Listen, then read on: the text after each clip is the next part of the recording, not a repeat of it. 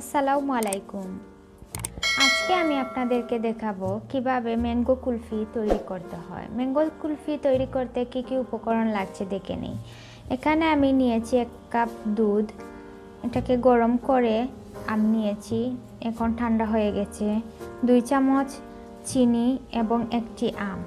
দেখে নিই কিভাবে তৈরি করছি। আমি ব্লেন্ডারে চিনি দিয়ে দিচ্ছি এবং আমগুলো দিয়ে দিচ্ছি। এখন আমি এগুলোকে ভালোভাবে ব্লেন্ড করে নিচ্ছি। আমি আমটাকে ভালোভাবে ব্লেন্ড করে নিয়েছি, এবার আমি এতে দুধ দিয়ে দিচ্ছি। দুধ দিয়ে আমি আবারও ব্লেন্ড করে নেব। ব্লেন্ড করা হয়ে গেছে, এবার আমি এগুলোকে একটি গ্লাসে নিয়ে নিচ্ছি।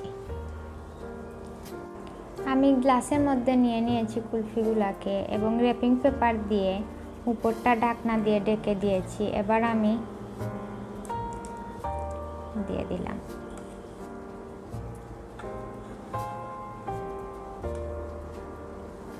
এবার আমি এটাকে ফ্রিজে রেখে দেব যতক্ষণ পর্যন্ত না ভালোভাবে জমে যাচ্ছে। আমি এটাকে এখন পানিতে, হালকা গরম পানিতে চুবিয়ে নিচ্ছি যাতে খুব ইজিলি বেরিয়ে আসে।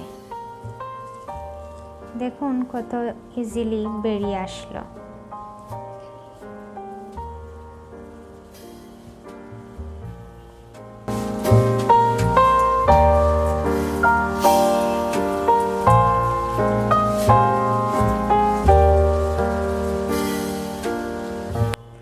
দেখুন কত ইজিলি হয়ে গেল কুলফি।